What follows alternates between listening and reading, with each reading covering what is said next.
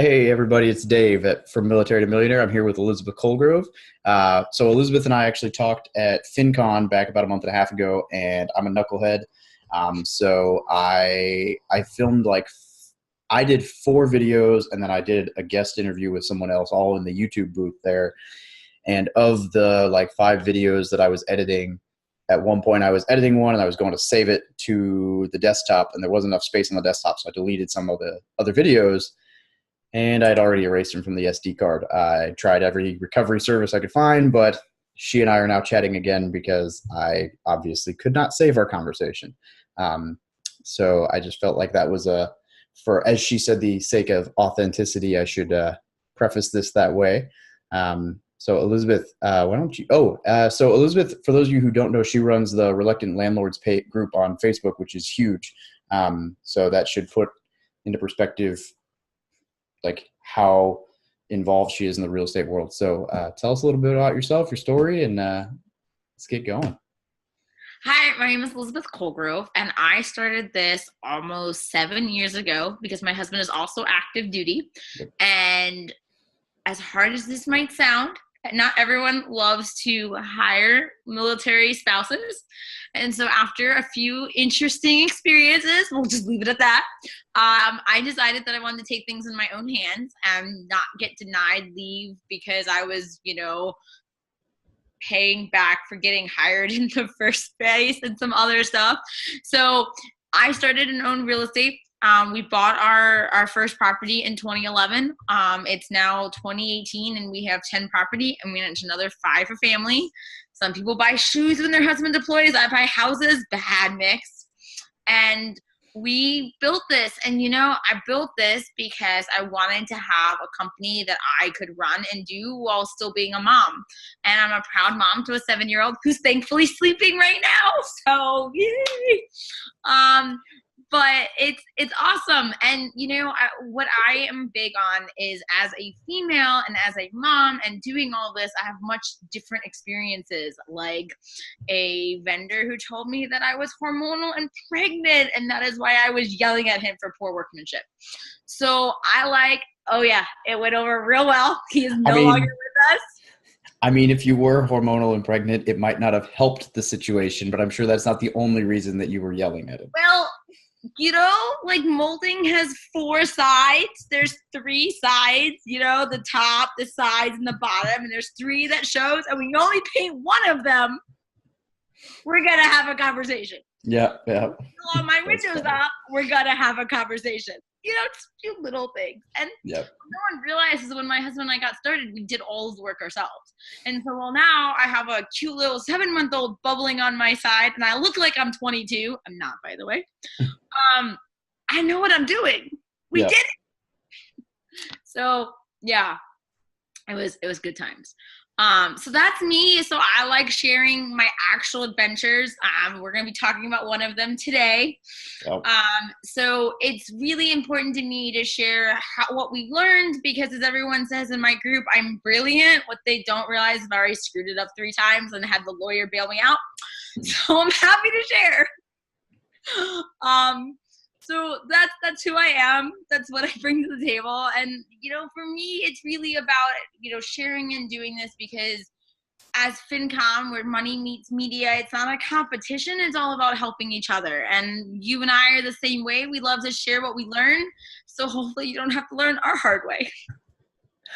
Yes. Learning the hard way is a definite way to solidify a lesson. And as we were talking about before we recorded, definitely learning the hard way on some stuff myself right now, as are you, and we'll touch on that here in a little bit. But ideally, you don't have to learn the hard way if you listen to other people's mistakes. So yeah, I don't know. That's it's going to happen, but hopefully not as often as it would if you weren't listening to podcasts and reading.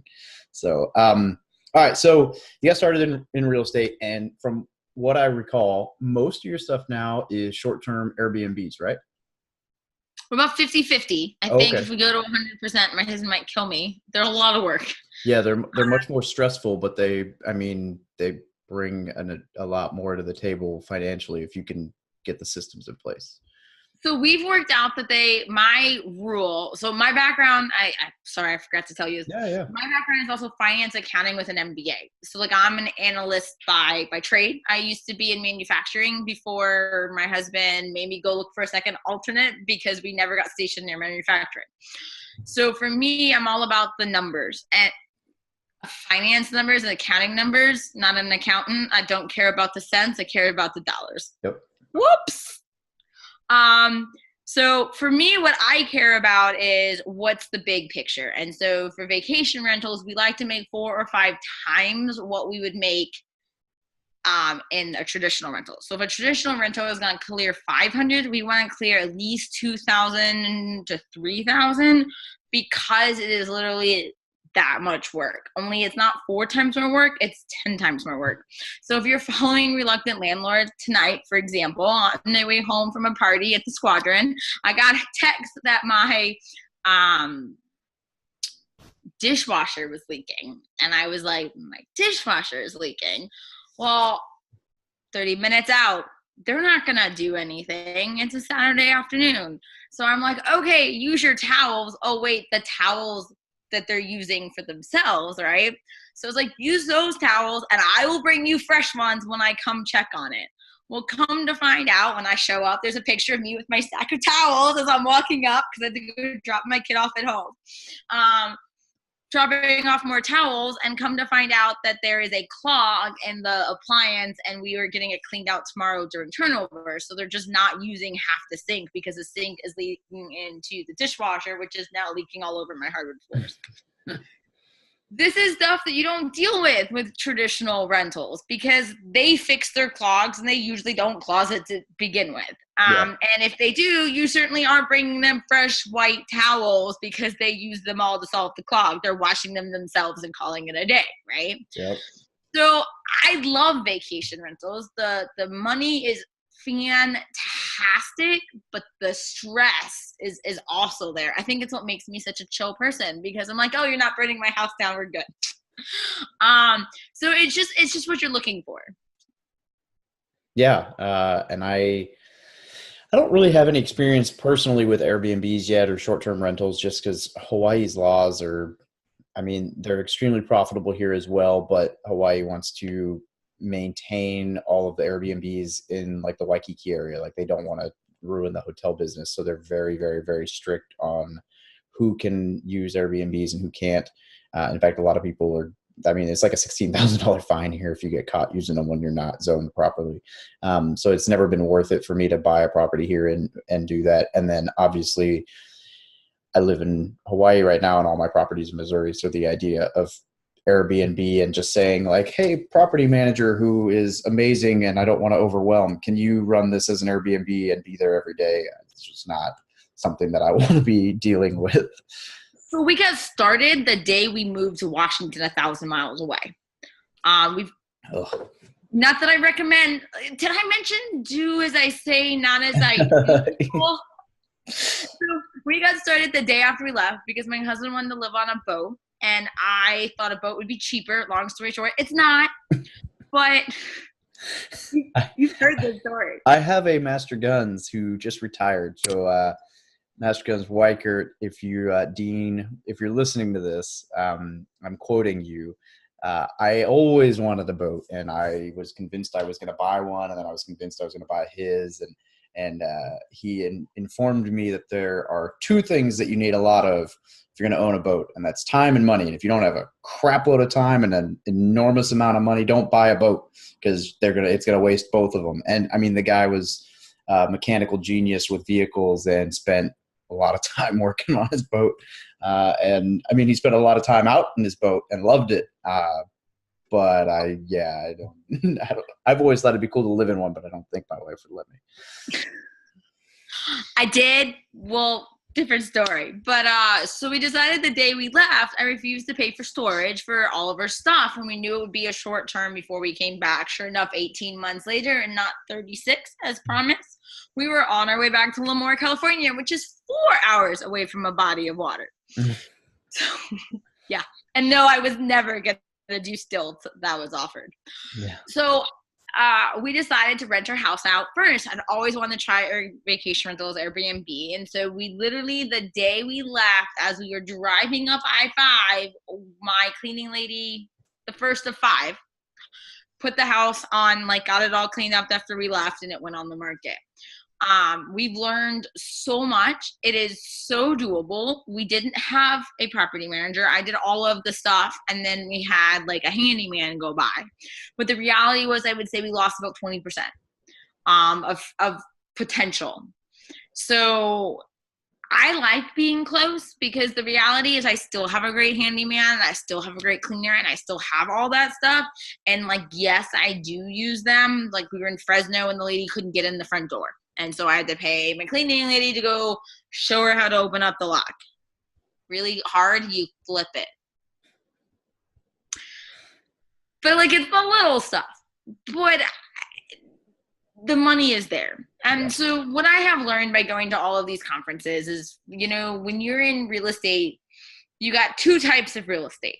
You got the passive stuff, and then you got the business.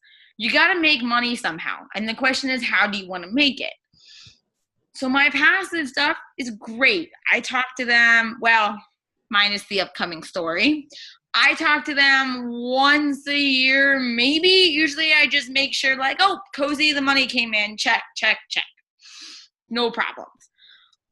Vacation rentals aren't like that. But my regular stuff only makes $1,500 to $2,000, and my vacation rentals make about $30,000 property, depending on the size and the numbers and all of that stuff. Again, I said 4 to 6 times. Yep.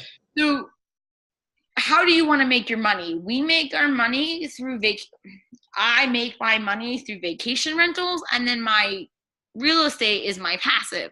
Other people who operate in the war zone, their business is their real estate.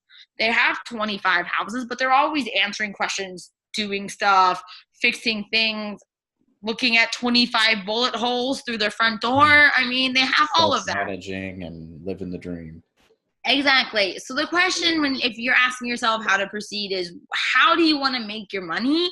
And that'll explain the type of real estate you want to do. Yep. Yeah, I'm looking at, really depends on where I get orders next, but it's like 1 or 2 spots that I'd like to go. And one of them. You coming to Lemoore? No, that's not a Marine Corps thing. We have like 4 places, right? Like Japan, San Diego, North Carolina. That's pretty much it. But then there's and you're going to totally get me to line for you for San Diego, the promised land. So I'm actually not going to request that. I've already been there. So I feel like if I request that before I end up stationed on the East Coast, I'm going to get somewhere really crappy that I don't want to go. So I'm going to request the East Coast. I have a couple specific units. There's a couple different bases, but depending on which one I get, there's one where within 30 minutes of the base, there's homes that they're duplexes. They sell as duplexes, but they're beachfront. And so you could, and they're nice. Yeah, so Lejeune, there's areas like between Lejeune and Wilmington, and a couple of those, like on the coast right there, there's like a island. It's literally like a strip. My sister-in-law was stationed there, and she got stuck at work on her last day. And you know me, I sit really well. So instead, I and a couple of spouses had coffee, and then one was like, my sister-in-law kept getting longer and longer postponed, and she's like, so you want to go explore? So she drove me around to all of the sites. We saw the island. We looked at everything. It was awesome. So that's a great area. We've actually been looking at it. So you can buy duplexes there, and they're not cheap. I mean, they are compared to where I live now. But they're vacation areas, so you could easily Airbnb the second half of the duplex, and I think that'd be the perfect way for me to get my feet wet. Because I mean, how hard can it be to Airbnb the house that the wall next to you? They're going to be able to get a hold of you. So we'll see. I'll be in touch. Come talk to me. It's not hard. It's just how much effort you want to put into it. So I love what I do most of the time. Every now and then, like tonight's a cider night, if you know what I mean.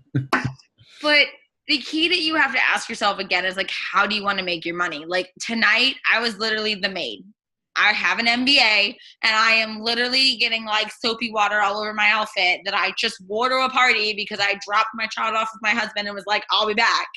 And I'm like cleaning up stuff, trying to figure out why these people who are paying an obscene fortune for this weekend is having issues.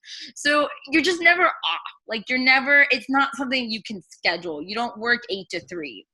So I love it. You just have to understand how you're going to make your money in the business. Absolutely. All right. So we've alluded to it a few times. Tell us about your newest ghost tenant.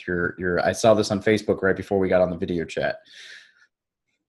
So I love real estate, and I always am timid of sharing the interesting ones as you and I know they exist, because I don't want you to be scared away from them. Let me just preface this story by saying I've been doing this for 7 years. This is the first time this has ever happened. I've had over 40 tenants come in and out. I have lots of stories. This is the first one of this type.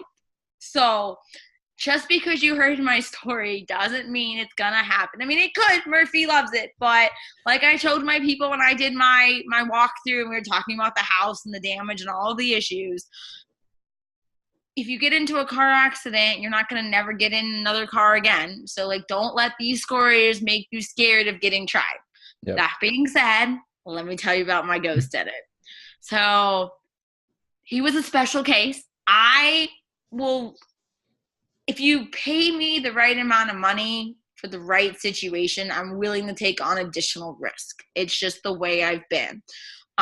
This tenant had an interesting credit, looked like a great tenant, had a co-signer, had all the stuff, occasionally was late, always paid the late fee, and so forth. And no problem until I get a text making spaghetti in the middle of it.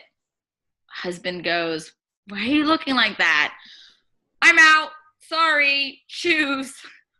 Can't make mortgage. We've left." I'm like, oh my gosh, go look at this property. The back door is wide open. They've left everything in the house, but they didn't do it in like a way that it was actually productive. Instead, they like went through and like were like, oh, I need to clean out my stuff, but wait, I need to go clean out the fridge. And so like everything has flies and is nasty and is broken. Long story short, there's a 40-yard dumpster being delivered in 2 weeks so that we can clean out this house, so we can go get it. It's a 14-month-old house. It has to get new paint, new carpet. The tile has to be deep cleaned. Like, it is. I think we're up to almost like a $25,000 bill. So so here's the lessons learned that I've learned from this. So if you're a newbie and you're getting started, don't let this scare you. But here's some lessons that I hope you take to heart. So first, I've been doing this a long time. I pretty much thought I had quotes, but I still spent all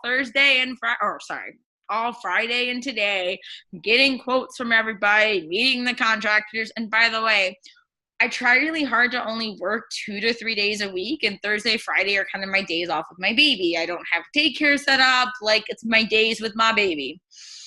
I worked these 2 days because I'm like, I should really just get quotes. Thank God I got quotes, because I told you I've been doing this a very long time. So I'm like, this will be just $200 or $300, but I'll have them out here. Just get me a quote just in case. Tile cleaning is not $200 or $300, but it looks like this. It's $1,100. So my point is, never ever tell someone that you're going to give X amount of money. Go get all of the quotes, get them hard, and make sure they're real quotes.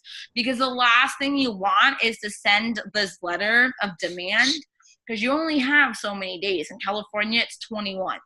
The last thing you want to do is get the letter of demand over to them to come to find out that your numbers are wrong. So spend the effort, never ever tell. Because when I walked through the house, I was like, it's just trashed. Well, yes, it's just trashed. But it's like just trashed as in there's like, I don't even want to discuss what's in all the carpets. Yeah.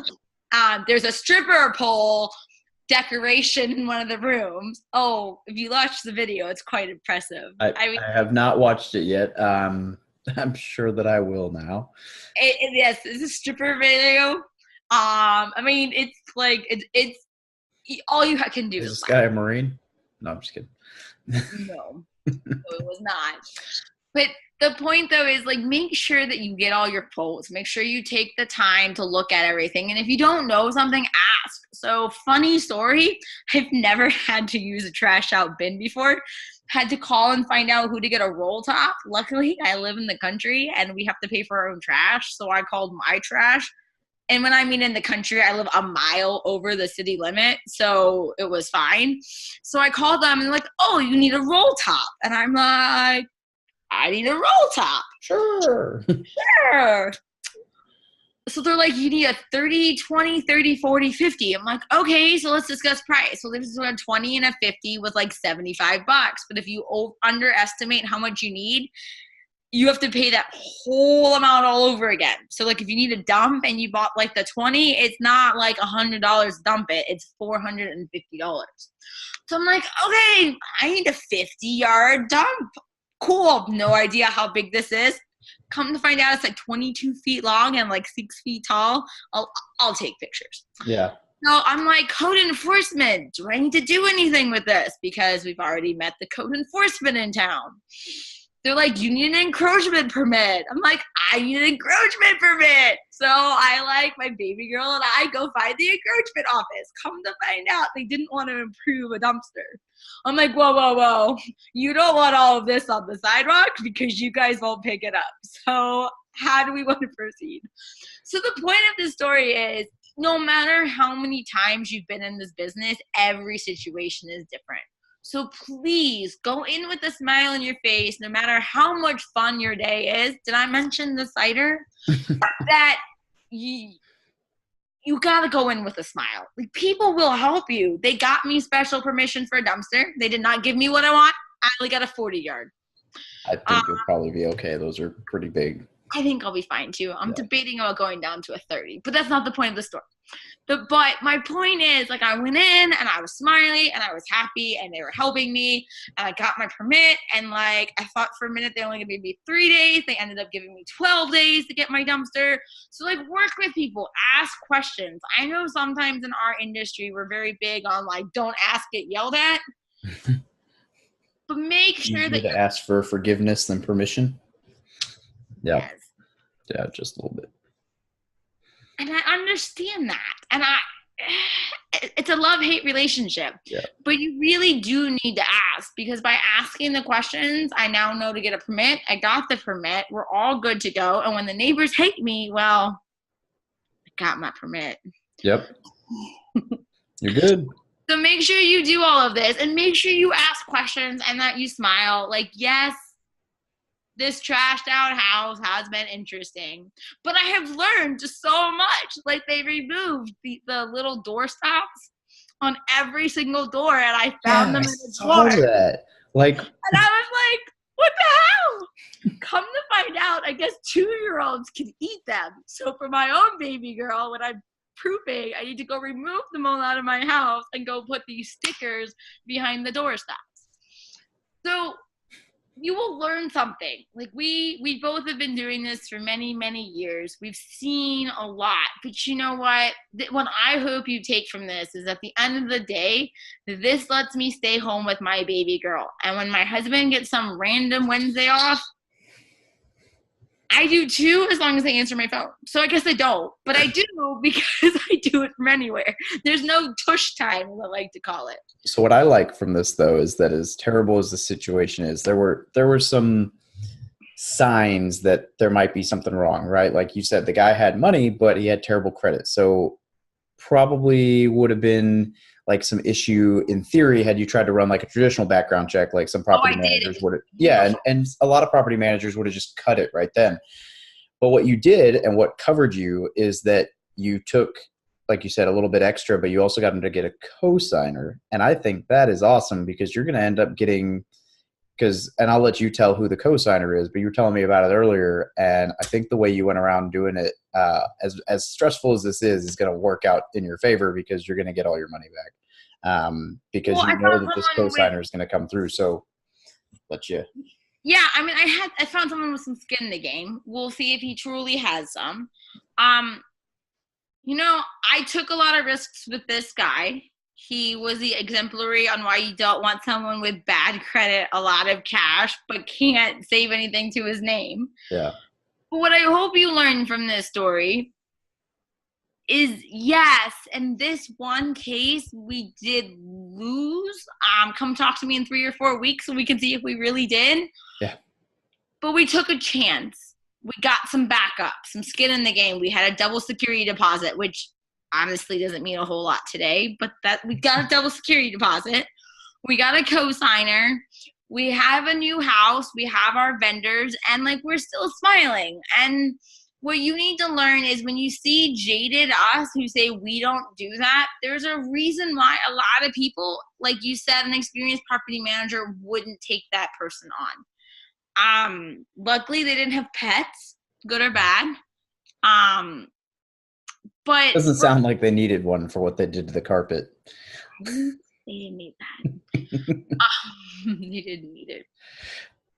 But I mean, you know, yeah. I mean, I laugh because I literally 3 days ago, Thursday morning, someone posted in the landlord roundup table on how their tenant was always late, so they were not going to renew them. And I'm like, oh, I love my always late tenant because he pays me 10%. Not anymore. Right? I must have seen that post.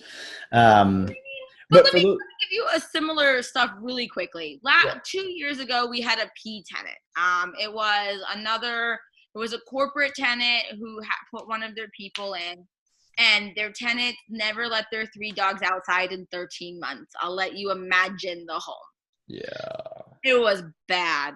It was 4 months of my life. I may or may not have been really early pregnant. And I had really bad morning sickness, so we can have all this imagination together.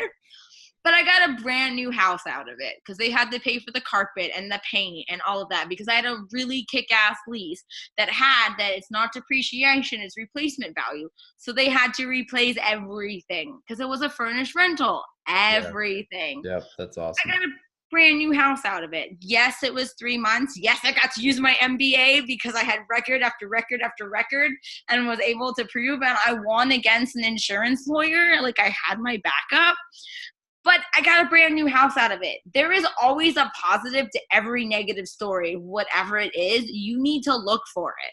And you need to learn from it. I mean, that is why we have an 18-page lease. That is why I use Cozy and do a background and credit check from everybody.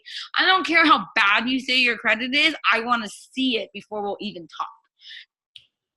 I don't have a number. I want to see how many late payments, how many evictions. We don't do evictions. What's your rules? What's you're going from? That is what you need to look at. And so for those who didn't catch it when I was joking about it, the co-signer that she got on this ordeal is the guy's boss, who is a business owner in the area with a pretty well-to-do business. So I don't foresee you having any issues getting your money back because you're basically going to be able to say, hey, your former employee or your current employee did XYZ. It's going to cost you X thousands of dollars, and I'm going to take you to court and sue your business and its reputation if you don't pay for this. So you're going to get all your money back, and hopefully I would imagine without a court battle, because I'm sure that he will not want to tarnish his reputation. I would also imagine that that employee will no longer have a job. But wow, it's a pretty substantial amount of awesome going on in that house right now. So that's your horror story for the day. For the day, right? Yeah. For the day. And then it'll work out. You'll have another new house almost once it's said and done, a better tenant, and it'll all go about, whatever. It'll work itself out. Always does. And, I don't want to comment more on that story because we're not done. If you follow Reluctant, we're on like day 4 and no jinxing needed in this world. But I can truly say that we've had some very interesting situations over the years. We've been to court a couple of times, but every time if you plow through it, it works out. I think the biggest problem in real estate is that it's too easy sometimes to get off the mouse wheel And you do before before you've made spun the gold. So if you're going through another hard issue, I mean, so am I. Like, this house has been a complete misery. It's Thanksgiving, and we're going to be working through it. But the really awesome thing at the end of the day is, like he said, we'll have a brand new house again. It'll all be worked out. But if I got off that hamster wheel right now and sold that house, I would lose my shirt. So if you're going through a situation, if you're having a tough time, go to one of our boards. Come talk to us. Like, we are happy to. Landlord Roundtables is a group of almost 2,000 of us that have gone through some of it. We're always willing to get on the phone, give a chat, help out anybody in my community. I mean, heck, you're probably going to hear a screaming baby in my background if you are caulking, because that's my life. But we're always here to help out. The key is, don't get off that hamster wheel. I mean, if you want to, come talk to me. I'll buy your house for nothing. But don't do it. Like, go after that person. Go to court. Get a good lawyer. Good lawyer. Did I mention get a good lawyer yet? We have a lawyer, and it's been very key to our success because we know what to say. We know how to do it. We know how to go forth. And that is the key. We buy so many houses lately from landlords that don't landlord. And when they made that mistake, they sold. And unfortunately, you're then selling at a huge loss because for someone else to take on that headache, I mean, you know it as well as I do, that they're not going to pay full price. So don't give up. Go through it, learn your lessons, get that good lease, get that background check. If you decide to take on a red flag tenant, do the extra due diligence of a double security deposit, of a co-signer, of all of that. And when you do the co-signer, talk to your lawyer in that state to make sure that you set up your lease property for said co-signer. Yep. So that when they're reviewing your lease, when you have a ghosted tenant, you don't go, holy shit. Not that I had my lease reviewed by a lawyer and had some conversations the last 3 days. So it's just very important that you know all of this stuff, because that has been what saved us. That's what saved us with the P tenant, was when they went through my lease. And again, I had a lawyer who I talked to before I talked to the other lawyer, my lawyer, and he was like, this is what you want to bring. And so I was ready. You want to be ready. This time too, we were ready. We knew we were okay. We knew we had all our systems. You need to have everything, because at the end of the day, you are protecting you. Yep. I agree. All right. So before I fall asleep here, because I'm an early riser and it's super late, it's almost 9 at night, which is totally past my bedtime. I make up for it with the time I wake up in the morning. So don't judge me, everybody. What is, like, if someone was to ask you right now, they were looking at getting into real estate, do you have like a specific book or resource that you generally recommend? I would say, aside from your Facebook groups, because I'm going to give you a chance to plug those in a second, but if that's your answer, then that's your answer. But that you recommend, or how would you help somebody out with getting into the real estate world? What is your niche and what do you want to do? Think about that question right now. And then when you have that answer, then that is who you want to look into. So if it's like property management of like a large scale, Brandon Turner is a great name. If Mr. Landlord's a great name. Savvy, I cannot think of his name. I'm so sorry, Mr. Savvy. There is some great resources on there. The key is to find out like what your niche. So like when we got started, we don't do the 1-2% that you see on Bigger Pockets. We don't do the sexy like warlord, and heck, even Airbnb. I live in a nothing town. Airbnb shouldn't work in my area. People still say that daily. So like the resources we had was just skin up our teeth, a bunch of innovation, and chatting with people like you, and like knowing that I wasn't crazy. And everybody thought I was crazy. Just the right amount of crazy. Right? Just the right amount of crazy. So the best resource that we have found is taking all of the other resources and then sticking with our guns and our dreams and going forth. So I really couldn't give you a book I read, because everything I read 7 years ago said that you couldn't make money on something making 0.8% or whatever that number is. We just ran the numbers, figured out our system, and evolved. So read all the research, do all the stuff, and then talk to people. I love conferences. I go to 4 to 5 a year because I get to talk to awesome people like you who get to tell me what and compare. So my best resource would be to figure out what works for you, look at your niche. But if your niche doesn't exist, take the advice and run for your area. Yeah. And by the way, I'm super jealous. None of this existed 7 years ago. We didn't talk that we owned a house until we owned number 5 because everybody told me we were crazy and shoot us out. So we hid that we owned real estate. We told everybody every other house we lived in. It's true. It's definitely come up a lot here recently as a good investment, which is, I mean, it's good. It is, I think, yeah, obviously I think it's a good investment. I don't think we need to go down that hole. I think it's a good investment. Watching this are.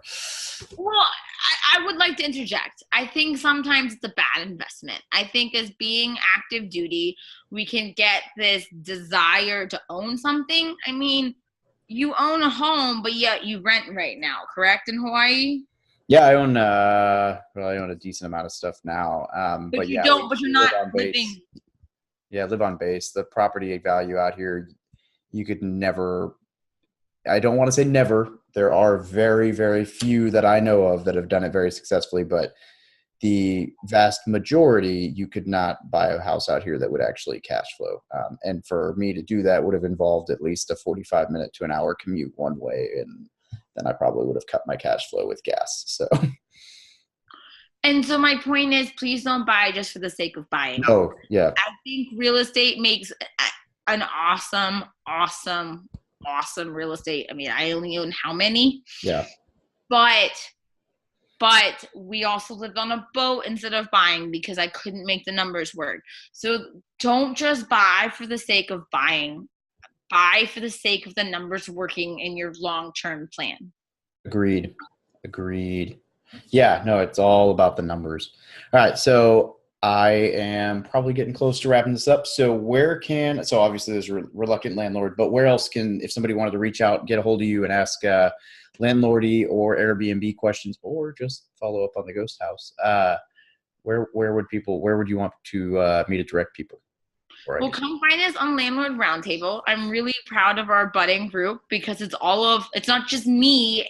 There's actually some smarter people that I get to learn from that have 500 plus investment properties in that group. So please come join us, ask questions.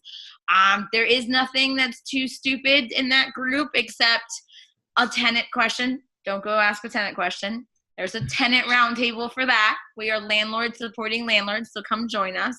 And then about like the ghosting and about my Airbnb experience and about my towels and all of that, please join us on Reluctant Landlord's Facebook page. Follow along. I am not a normal millennial in the sense of I only have Facebook. So that's where you can find me. And I truly hope to see you around. Please come join us. I hope you learned a little bit about my ghost situation. Not a real ghost, as everyone likes to point out. And just, follow the good and the bad. But at the end of the day, it's helped me live my dream of being able to stay home with my baby. And unlike him, I am not a morning person. So we don't start the day until 8:30. In my household, which is why he's tired because I didn't make our morning appointment this morning. So, I wasn't gonna point that out, but yeah. So if he's tired, it's my fault because we were supposed to get up this morning and we just didn't move that quickly to make a 7:00 appointment. No, 7:30. Yeah. 7:30. Which is 5:30 my time, and I've been up for an hour and a half. See, like I said, I'm the night owl and he's the morning Yeah, person. no, you probably go to bed if you factor the time zone. If we were in the same time zone, yeah, you probably go to bed around when I'm waking up. I don't know. Probably not much of a gap there, but it is what it is. Awesome. So, Elizabeth, thank you very much. I'm glad we got to catch up after FinCon and actually record this one. And I'm going to be really mad when I like click pause and it doesn't record and save. And no, I'm just kidding. It'll work. Hey, there's the charm. It only gets better. Yeah, I know, right? By then it'll be like, what did happen with the ghost house? Awesome. So, hey, thank you very much. I really appreciate it. And, I look forward to staying in touch and following up on all the different Facebook groups. And I'll see you at did you already buy your ticket for FinCon next year? Or are you involved? I did. I bought it before I even left. Yep. Me too. So we will, if nothing else, I'll see you at FinCon again. So that's my plug. If you guys haven't gone to FinCon, definitely cool. Not a real estate thing, but it's everything else thing. It's super cool. And there's a lot of real estate guys there. So it's kind of a real estate thing. But I make it a real estate thing, whether it is or not.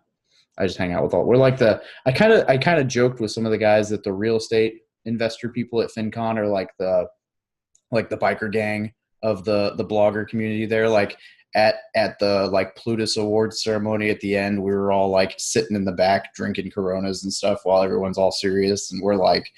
I was like, hey, look, it's just like the Marine Corps out of all the other service branches. We're just the jerk alcoholics in the back. Please don't take that the wrong way. There were a lot of real estate guys who were not being crazy, so don't mean to blanket that, but I was having fun. So anyway, I'm going to shut up before like people start coming after me.